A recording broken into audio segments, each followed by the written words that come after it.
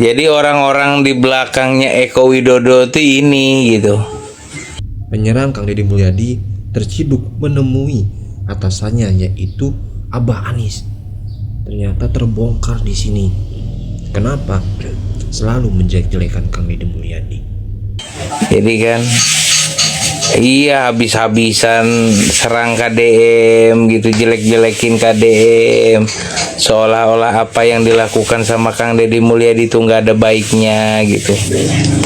Nah, ternyata orang-orang di belakangnya Eko Widodo ini lagi dapat pembekalan nih kayaknya.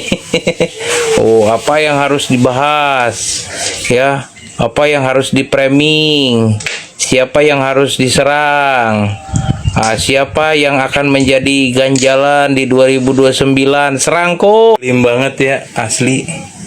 Padahal Kang Deddy Mulyadi ya, beliau cuma fokus bekerja ya untuk memberikan yang terbaik untuk masyarakat Jawa Barat ya, melakukan kepedulian karena memang jiwa sosial yang tinggi terhadap masyarakat.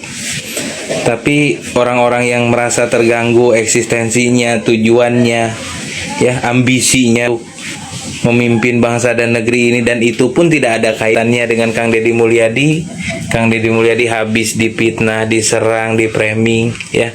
Tapi alhamdulillah kita punya pemimpin baik, jujur, dan mempunyai kebersihan jiwa gitu. Walaupun ya diapain aja gitu, dikatain apa, beliau tidak pernah membalas dengan balasan yang buruk gitu.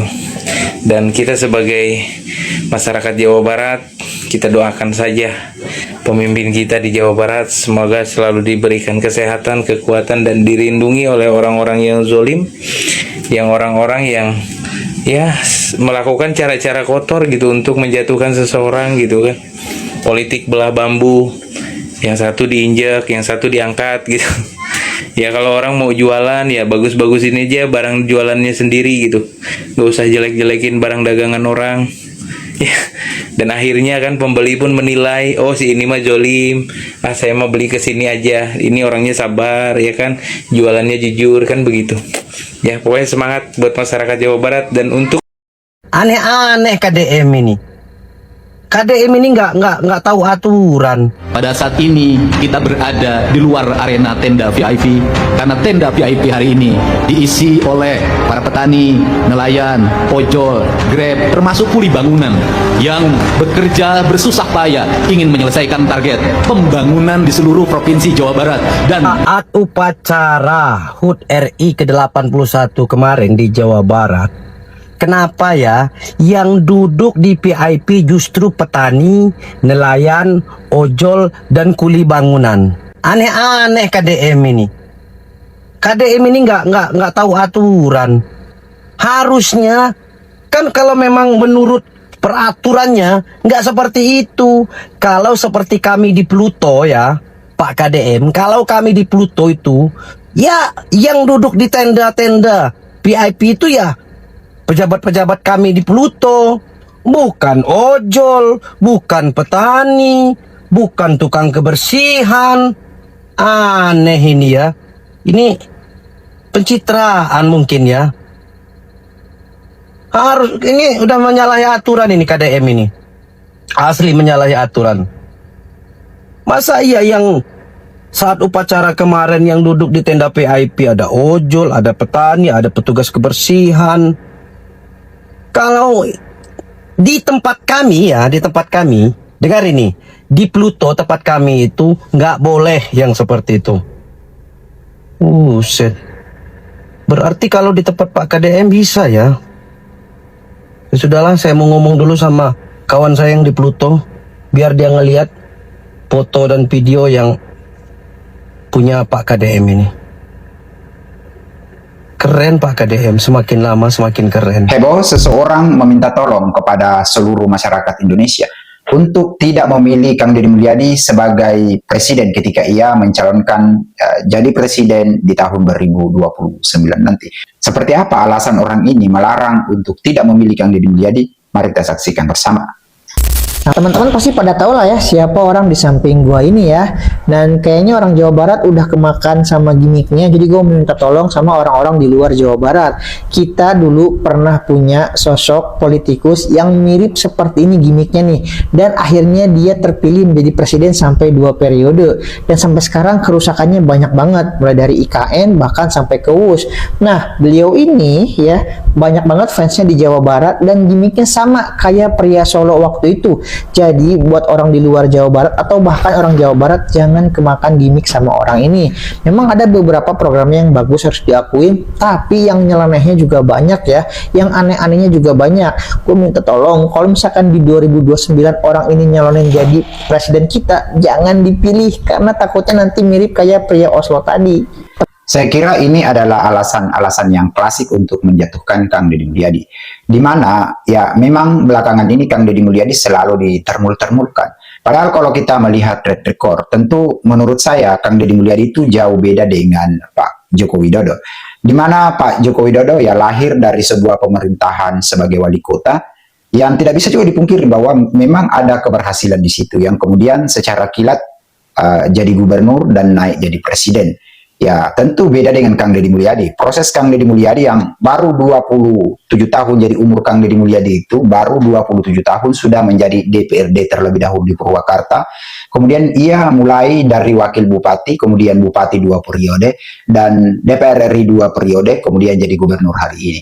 Jadi antara yudikatif dan legislatif itu Kang Deddy Mulyadi sudah duduki semua. Dan syarat-syarat pengalaman untuk jadi pemerintah itu sudah dipegang oleh Kang Deddy Mulyadi. Beda dengan Bapak Jokowi yang dari Solo langsung gubernur. Kemudian kalau masalah apa yang dicitrakan itu kan juga jauh berbeda. Di mana cara kerja Kang Deddy Mulyadi itu tidak pernah berubah.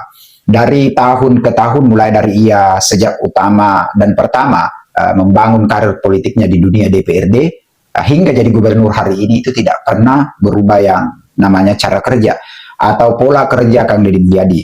Cuma memang saat beliau pertama meniti karir di politik dan menjadi pejabat di daerah, itu tidak se-booming ini yang namanya Facebook, yang namanya YouTube, Instagram, dan TikTok. Dahulunya sentralnya hanya ke TV, sehingga apa yang dilakukan Kang Deddy Mulyadi tidak terupload untuk pemerintahan atau rekam jejak kerja daripada Kang Deddy Mulyadi. Nah, sementara Pak Jokowi itu yang kita kenal, yang orang-orang bilang pencitraan, hanya pergi di sebuah gorong-gorong saat beliau jadi gubernur dan bahkan turun di gorong-gorong itu melihat. Kang Deddy Mulyadi kalau kita mau ambil langkah-langkah yang seperti itu yang diambil selama ini itu tidak 1 atau 2, bahkan itu sudah ratusan. Karena Kang Deddy Mulyadi hampir setiap harinya sudah menjadi contoh tauladan yang baik bagi warganya maupun pemerintah-pemerintah daerah lainnya. Jadi kalau Jokowi hanya melakukan mungkin sekali dalam sejarah ia jadi gubernur maupun sebelumnya, kalau Kang Deddy Mulyadi itu setiap hari. Yang artinya itu adalah pola kerja Kang Deddy Mulyadi, bukan hal yang bisa saja begitu saja ataupun hal yang memang disetting oleh Kang Deddy Mulyadi. Dan daripada ada kamera-kamera yang mengawal, itulah bentuk transparansi Kang Deddy Mulyadi sebagai gubernur di Jawa Barat. Karena ia digaji dari pajak rakyatnya, maka ia memperlihatkan kepada masyarakat Jawa Barat bahwa inilah yang saya lakukan untuk masyarakat Jawa Barat hari lalu, hari ini, dan untuk hari esok. Namun demikian muncullah pola video yang kedua, dan menurut saya ini lebih masuk akal daripada pendapat dari video yang pertama. Mari kita saksikan. Saya tidak akan pernah memilih Kang Deddy Mulyadi untuk menjadi Presiden Republik Indonesia. Karena menurut saya, Kang Deddy tak mungkin jadi calon presiden. Di mana ceritanya Kang Deddy bisa jadi calon presiden? Sementara di 2029 kemungkinan Pak Presiden Prabowo, Ketua Gerindra, akan mencalon lagi. Ya kan? Sementara Kang Deddy Mulyadi kan dari Partai Gerindra juga. Gak mungkin dia berani melawan Pak Prabowo kan begitu. Sehingga menurut saya, Kang Deddy Mulyadi tidak akan pernah jadi calon presiden. Makanya saya nggak milih. Nah, pertanyaannya partai politik lain apakah mau mencalonkan? Partai politik mana yang mau bicara rakyat, yang mau mencalonkan Kang Deddy Mulyadi, yang tidak mau kompromi untuk menebang hutan, yang tidak mau melegalkan tambang yang merusak lingkungan, yang tidak mau korupsi? Partai politik mana yang mau mendukung orang seperti ini coba? Mana ada, ya kan? Harapan kita kan yang mendukung beliau nanti itu kan Partai Gerindra. Tapi kalau Pak Presiden Prabowo mencalon lagi, ya nggak mungkin dia bisa jadi calon presiden. Makanya saya tidak akan pernah memilih beliau, ya. Karena tak akan mungkin gitu loh dia jadi calon presiden, ya. saya mendukung beliau, iya. Tetapi harapan untuk menjadi calon presiden itu kayaknya kecil sekali. Karena politik kita ini kan politik kepentingan. Kepentingan entah apalah itu kan, yang pastinya bukan bicara negara, bangsa, dan rakyat gitu. Tapi bicara kekuasaan. Siapa yang bisa merebut kekuasaan. Itu bicara partai politik sekarang. Makanya partai politik itu cenderung tidak bisa lagi menjadi contoh dan harapan bagi rakyat, ya kan. Lihatlah sekarang, itu realitanya. Jadi, saya tidak akan memilih beliau bukan karena saya tidak mendukung beliau. Tapi karena apa? Kecil kemungkinan beliau menjadi calon presiden Republik Indonesia. Meskipun demikian, kita tetap berharap beliau mendapatkan kesempatannya. Karena kalau beliau mendapatkan kesempatan untuk jadi calon presiden, insya Allah, mudah-mudahan masyarakat Indonesia akan memilih beliau. Nah, apakah ini kemudian direstui oleh kelompok kapitalis, oligarki, dan lain sebagainya? Kita tidak tahu. Yang pastinya, kalau mereka tidak merestui, maka jalannya akan terjal. Ya, jalan KDM akan terjal, akan sulit dilalui. Maka kalau rakyat mau bergerak bersama, bisa jadi, ya. Tapi kalau rakyatnya masih takut untuk bersuara, takut untuk bergerak, ya begini-begini aja lah negara kita ini. Assalamualaikum warahmatullahi wabarakatuh. Itu dia teman-teman berita terbaru penyerang Kang Deddy Mulyadi, Eko Widodo, Dodi Permana, dan yang lainnya. Ternyata ya, pendukung politik sebelah Abah Anies ternyata punya maksud tujuan tertentu untuk ya memenangkan pilihannya, jagoannya, yaitu Abah Anies. Ya di sini bukannya kita fanatik dengan Kang Deddy Mulyadi, cuman di sini ya ketika Gubernur Kang Deddy Mulyadi khususnya sudah berbuat sesuai aturan, sesuai keinginan masyarakat, ya harusnya didukung, ya didukung harusnya, bukan dikritik, bukan dijatuhkan, apalagi dicaci maki. Ini pelajaran penting di sini ya teman-teman. Pelajaran berharganya di sini. Jangan karena Anda dibayar, Anda rela menjelek-jelekan orang yang benar-benar berjuang untuk rakyat, amanah, jujur. Ya jangan seperti itu, Bung. Ya tadi pun kita geram ya terhadap orang ini. Ya. Dan Kang Deddy ya, sabar dalam menanggapi hal ini. Oke, itu di video kali ini. Terima kasih, semoga bermanfaat ya. Assalamualaikum warahmatullahi wabarakatuh.